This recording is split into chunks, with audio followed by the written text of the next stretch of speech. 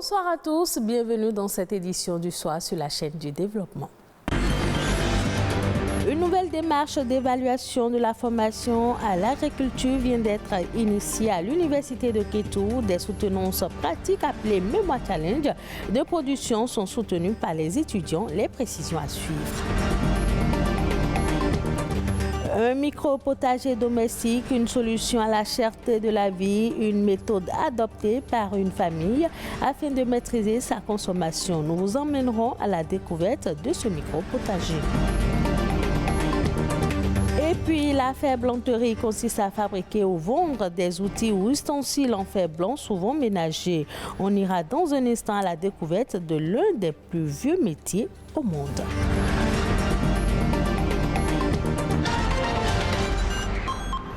Bonsoir à tous. Fait valider son diplôme par des réalisations professionnelles. Telle est la nouvelle démarche d'évaluation de la formation à l'agriculture lancée par l'École de gestion et d'exploitation des systèmes d'élevage de l'Université nationale d'agriculture de Kétou. Cela passe par des soutenances pratiques appelées Mémoire Challenge de production.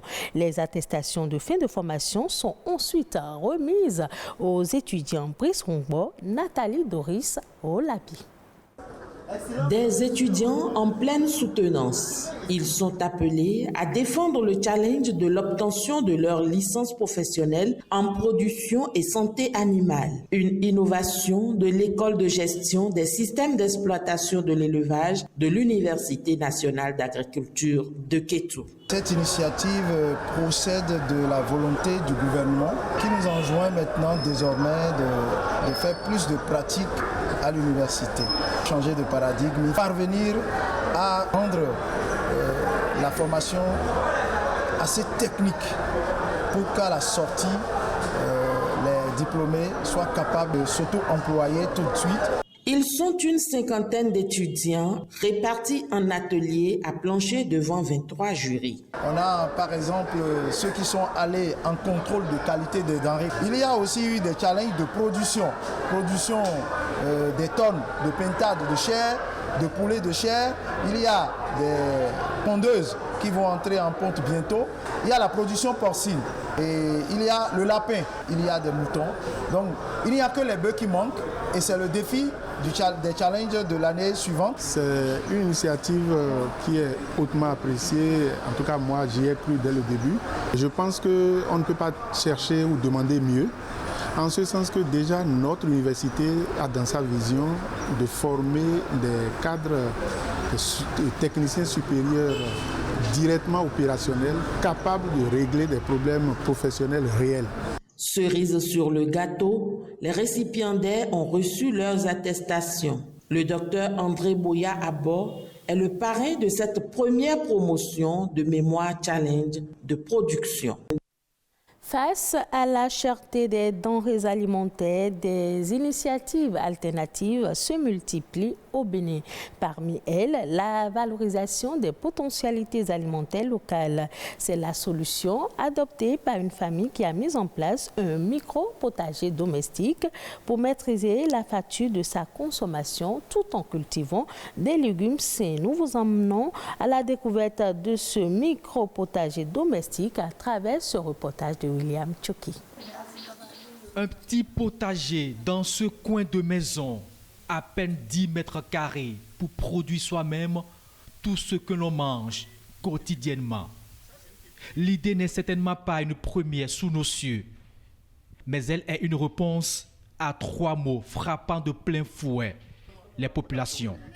Crise tridimensionnelle, sanitaire, qui est liée à la qualité de ce que nous mangeons, sécurité d'accès en termes de coûts. Aujourd'hui, vous avez tout le monde crie que la cherté de la vie, les produits vivriers coûtent cher, et aussi la crise sécuritaire. Nous avons l'insécurité qui amène aujourd'hui les agriculteurs à quitter leurs champs, à se retrouver au village et ne pas pouvoir aller cultiver à cause de l'insécurité physique liée au djihadisme. Donc, ce sont ces 3 points-là qui m'ont amené à me dire mais nous n'avons pas besoin d'avoir forcément un grand champ, une grande ferme pour produire les principaux légumes que nous consommons dans nos maisons. Ici, c'est une micro-souveraineté alimentaire familiale à base d'objets de récupération, des bidons vides, des sacs de jute, des bois de coffrage, le tout rempli de substrat, et c'est parti pour ce petit potager domestique. Les principaux légumes que nous mangeons, que nous consommons dans notre habitat alimentaire au Bénin, il y a la tomate qui est au niveau central pour faire les sauces claires. Il y a les gluants, donc ce que nous appelons le crin-crin ou les gombo. Il y a les légumes. Donc ces trois légumes-là qui rentrent dans la préparation de nos sauces peuvent être cultivés à la maison. Donc chez moi ici, j'ai de la tomate. J'ai de tiayo, donc le basilic tropical. J'ai en pépinière actuellement des légumes de Véronia à Mavivet. Et j'ai également d'autres légumes traditionnels que je suis en train d'expérimenter, qui ne se cultivaient pas, qui poussent de la nature. Vous voyez ce panier, pour un ménage, cette récolte est déjà suffisante pour faire de la sauce pendant des jours. Même en hauteur, il a développé la culture maraîchère, du vernonia, de l'amarante, du concombre, et le rendement est plus que spectaculaire. À la floraison, j'ai vu que les plants qui sont en hauteur ont donné beaucoup de fleurs. Et les fleurs ne sont pas tombées autant que les fleurs des plantes de tomates qui étaient restées dans les planches en bas. De l'intelligence alimentaire pour préserver sa santé face à la prolifération des intrants chimiques, des micro-potagers domestiques pour assurer sa sécurité alimentaire.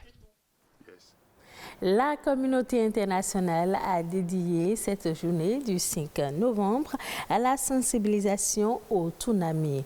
Le 26 décembre 2004, un tremblement de terre s'est produit au large de l'Indonésie, déclenchant un tsunami dévastateur qui a fait plus de 220 000 morts. Depuis lors, une journée a été dédiée à la sensibilisation au phénomène. À l'occasion, le secrétaire général de l'ONU invite les pays, les organismes internationaux et la société civile à mieux comprendre la menace que les tsunamis représentent et à échanger sur des stratégies innovantes qui permettent de réduire les risques. Au Bénin, il est désormais interdit d'abattre les cocotiers sans autorisation. Cette décision, qui vise à régénérer le couvert végétal, est motivée par le constat selon lequel l'on assiste de plus en plus à des abattages anarchiques de cocotiers. De quoi retourne cette interdiction? Les précisions à travers cette interview.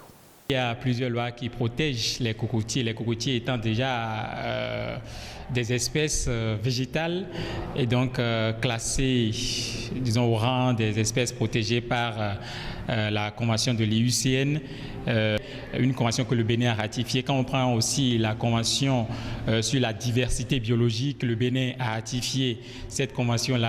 Il y a aussi la récente décision issue du Conseil des ministres du 12 décembre 2018, à l'issue de laquelle le gouvernement a interdit, bien entendu, la coupure anarchique quand même de ce type d'espèces sur toute l'étendue du territoire national. Donc l'un dans l'autre, on peut dire que le Bénin ne manque quand même pas d'arsenal juridique pour traiter quand même de la réglementation ou de la régulation et de la gestion des coconucifera qu'on appelle couramment les cocotiers. Les avantages sont multiples. D'abord, au plan environnemental, ce sont des espèces qui luttent contre l'érosion côtière. C'est des espèces qui résistent au vent, quelle que soit la nature du vent, parce que ces racines s'enchâssent très souvent dans la terre ou l'espace qui l'accueille.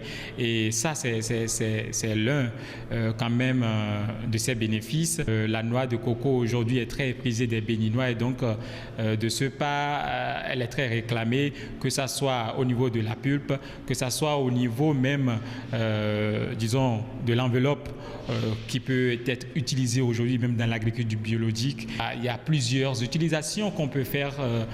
Aucun objet du cocotier n'est jeté et donc c'est une plante qui est fortement recommandée et son besoin est vraiment exprimé dans le rang des populations.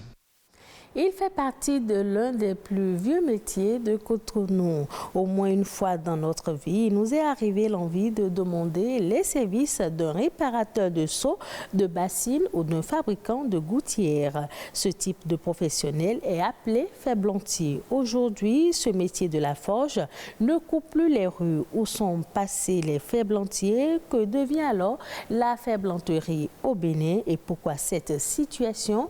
Heureusement, au marché de Bégamé ou Cézès, l'un des derniers ferblantiers, Arnaud Adadja, est allé le retrouver suivant son reportage. Colpotes, entonnoirs, arrosoirs, écumoires, cages, foyers et objets divers de différents prix qui sont exposés à la vente. Tout le secret de ces fabrications se trouve derrière, dans cette installation de fortune, située en plein marché. À l'aide d'un marteau et d'un segment de ferraille qui remplace l'enclume, cet homme pratique un type particulier d'activité de forge. Cela s'appelle la ferblanterie. Je ne pas pour battre le fer dans le feu, je battre le tôle pour former quelque chose. C'est avec des boîtes de conserve, des tôles usagées et restes de ferraille jetés que Gabriel récupère qu'il produit ces objets. Celui-ci est ébéniste. Il a noué une relation d'affaires avec le ferblantier, une relation qui lui permet d'apporter des commandes à Gabriel afin de finaliser ses travaux de menuiserie. J'ai l'habitude de payer chez lui, par exemple des clopotes, les fours, pour pouvoir faire des grillages de poulet, de poisson, des trucs comme ça. Maintenant, je suis venu juste lui demander tôle de carbure. Parce que je veux former quelque chose. Ce monsieur est l'un de ses clients. Nous aussi, nous achetons et nous revendons. Quand on lui demande ce qu'il pense du métier, celui-ci se désole de l'attitude de la jeunesse. Si quelqu'un accepte de venir vers nous avec le souci de comprendre notre métier, pas de problème. Il n'y a pas que lui qui pense à l'abandon du métier par la jeunesse. Sincèrement, c'est la paresse. Jamais. Jamais. Même moi-même, je ne peux pas le dire à mes enfants de faire ça. Parce qu'il n'y a plus rien. Avant, il y a des choses, des tôles, des bassines, des seaux et de tout ça là. Et on utilise. Aujourd'hui, il n'y a pas ça. Il y a le plastique. Donc, de trouver même le tôle aujourd'hui pour dire que tu veux former quelque chose, mais c'est difficile. C'est à 31 ans que Gabriel a appris la ferblanterie à l'aide de laquelle il nourrit femmes et enfants. Il n'a pas construit de maison, mais il ne s'en désole point. Et ce sera tout pour cette édition. Merci de l'avoir suivi. Retrouvez ce journal sur le site de l'ORTB, www.ortb.bj. Passez un agréable week-end en compagnie de nos programmes.